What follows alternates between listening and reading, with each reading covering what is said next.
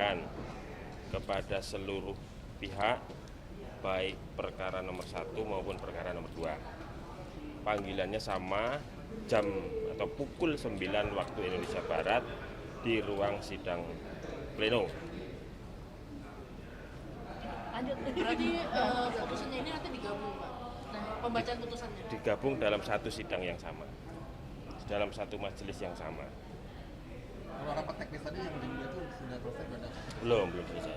Itu rapat internal teknis saja buat kami, bukan RPH ya. Oh. Tapi mungkin untuk teknis putusan nanti apakah dari hakim mungkin dia membacakan putusan untuk 01 dulu atau 02 dulu? Oh iya, ada 2 putusan. Bukan digabung jadi satu Bukan. putusan yang itu? Iya. Bisa tetap ya, Pak? Ya. Itu kalau nanti hari Senin itu nanti pendukung boleh ikut hadir atau ada pembatasan? Sejauh ini seperti sebelumnya, yang di ruang sidang itu adalah para pihak. Dari para pihak berapa orang, Pak, maksimalnya? Parahnya seperti kemarin berapa ya? 14 ya? Seperti kemarin. Dari prinsipal Pak harus hadir semua atau tidak? Ya yang penting kita panggil semuanya, pemohon 1, pemohon 2, termohon, pihak terkait, pemberi keterangan Bawaslu, 4 inilah.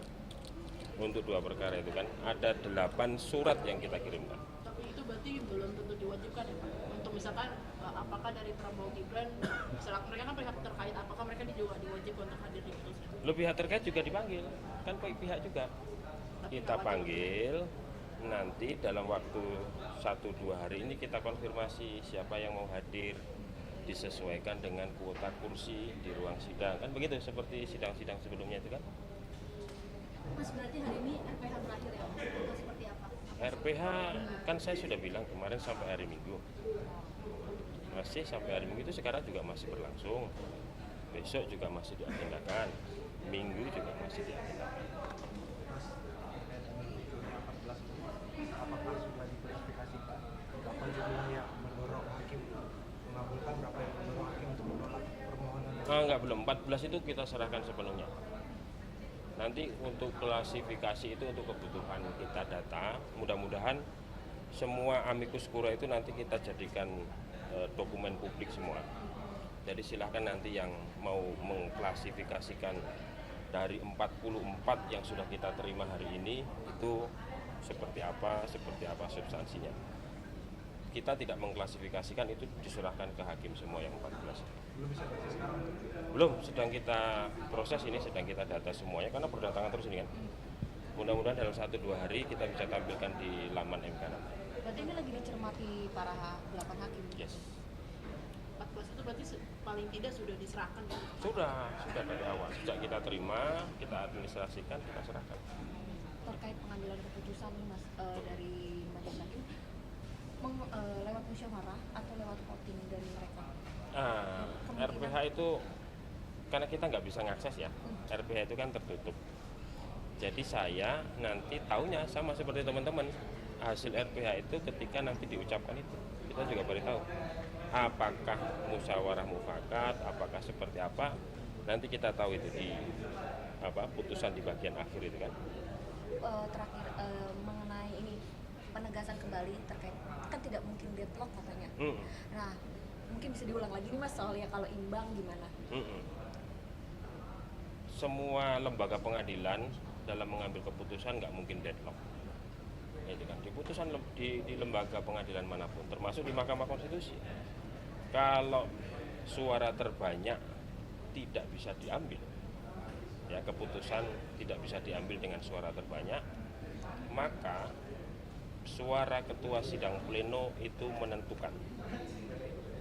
8 hakim konstitusi ada 2 pendapat yang berbeda misalnya kan, ini contoh ya, 4-4, lalu mana yang menjadi putusan? Itulah di ayat 8 pasal 45 Undang-Undang MK itu, di mana posisi ketua sidang pleno. Kalau di sini, ini contoh ya, kalau di sini berarti ini yang menjadi putusan. Ini akan menjadi dissenting kan. Jadi nggak ada deadlock. Itu sudah sangat dipastikan, meskipun hasilnya imbang dilihat dari ketua berada di bawah. Yes, itu expressis verbis di pasal 45 ayat 8 Undang-Undang MK.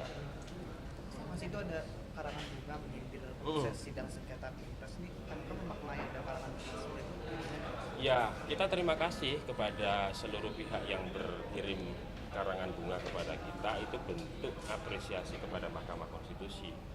Tapi untuk menjaga independensi Hakim Konstitusi, menjaga netralitas ini suasana persidangan termasuk di luar persidangan, maka itu tidak kita pajang, tapi kita simpan, tapi tetap kita posisikan sebagai sebuah apresiasi gitu ya.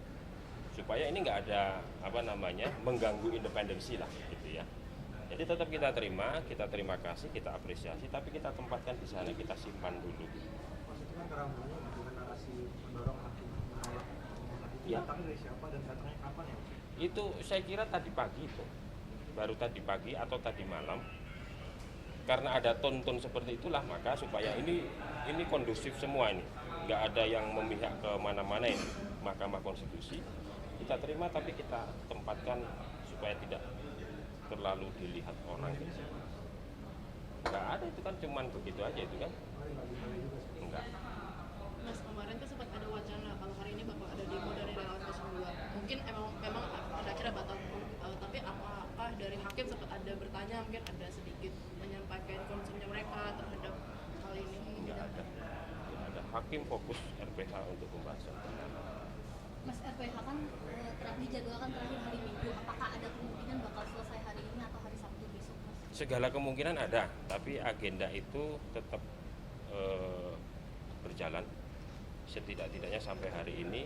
Sabtu dan Minggu itu sampai sejauh ini masih diagendakan seperti itu. Kita tidak tahu persis nih sampai posisi apa proses pengambilan keputusan atau pembahasan itu. Tapi Sabtu Minggu sejauh ini masih diagendakan. Dinamika RPH ini sampai sejauh mana sih? Nggak tahu Mbak, saya kalau dipaksa untuk menerangkan apa dan bagaimana isi RPH, nggak tahu, nggak ada yang tahu kecuali Hakim Konstitusi dan petugas-petugas kita yang bersumpah. Jadi selain para pihak, ini kan sidang MK terbuka ya, terbuka kan tidak berarti harus datang ke ruang sidang. Kita misalnya bisa menyaksikan dimanapun, kita live streaming, kita live YouTube dan seterusnya gitu kan. Jadi demi kondusivitas, ya para pihak yang memang berkepentingan langsung dengan perkara ini yang boleh atau kemudian dipanggil hadir langsung di ruang sidang. Berarti area MK steril dari siapa? Yes, Sudah ada konfirmasi belum Mas dari capres-cawapres apakah akan hadir? belum. Karena surat baru kita kirim hari ini kan. Tadi per jam berapa Mas kira-kira? Tadi sebelum Jumatan. Tapi kalau dari MK sendiri berharap untuk capres-cawapres hadir atau Kita mah terserah saja, yang penting para pihak itu kita panggil mau datang siapapun. Yang penting kita sudah panggil secara publik kan begitu. Mas, per hari ini kan ada 44 amikus kurai yang diterima MK Iya. ya, Mas. Bisa dielaborasi lagi nggak kenapa hanya 14 yang diterima? Itu keputusan majelis hakim, gitu kan? Keputusan di RPH. Keputusan RPH karena 16 April, saya sudah sampaikan kemarin ya. Karena 16 April pukul 16 itu kan batas kesimpulan. Maka seiring dengan itu amikus kurai yang datang pada waktu itu juga. Karena itu kan langsung sudah mulai nih. Ini kalau semuanya berdatangan sampai hari Minggu berdatangan terus dan itu ikut dibacakan, nanti malah kelancaran pembahasan perkara menjadi terhambat. Mas, artinya amikus kurai akan membacakan ya dalam sidang pembacaan putusan amikus kurai 14 yang sudah masuk di tanggal 16 akan membacakan. Nggak ada aturannya, harus dibacakan gitu kan. Makanya saya bilang kemarin amikus kurai itu bisa saja dipertimbangkan. Beri pertimbangan itu bisa sebagian atau seluruhnya, atau mungkin juga tidak dipertimbangkan, kan begitu. Bergantung pada masing-masing hakim konstitusi. Oh ini oke, oh ini relevan, ini enggak. Yang memberikan penilaian hukum, yang memosisikan amikus kurai itu seperti apa, itu keyakinan masing-masing hakim. Jadi nggak ada keharusan untuk membacakan atau memperlakukan seperti apa terhadap amikus kurai. Mas, setelah tanggal 2 PHPU Pileg 23 kita registrasi, permohonan pemohon pada saat ARPK berarti berubah menjadi perkara. Kalau sudah menjadi perkara, wajib hukumnya untuk disidangkan. Insya Allah kita mulai sidang PHPU Pileg itu 29 April. Terus nanti sampai 10 Juni putusan. Oke ya. Di medsos sudah mulai beredar buzzer-buzzer tentang bocoran putusan. Jadi antisipasi MK bahwa RPH ini steril dan tidak akan bocor seperti apa? Kita sudah punya mekanisme untuk mensterilkan RPH gitu ya. Kita punya teknologi, kita punya mekanisme yang kita punya sumpah gitu ya. Semua petugas kita tersumpah. Ruang RPH juga restriktif, tidak semua orang bisa melintas atau bahkan masuk gitu ya. Semua mekanisme untuk mencegah kebocoran informasi apapun dari RPH sudah kita lakukan. Jadi kami memastikan kalau ada bocor-bocor itu tentu bukan dari mahkamah. Itu kan yang dari lift itu kan, akses ke lift itu kan tidak semua orang. Oke? Sip ya. Terima kasih semuanya ya. Maaf lahir batin. Terima kasih Mas Fajar. Dulu. Terima kasih Mas.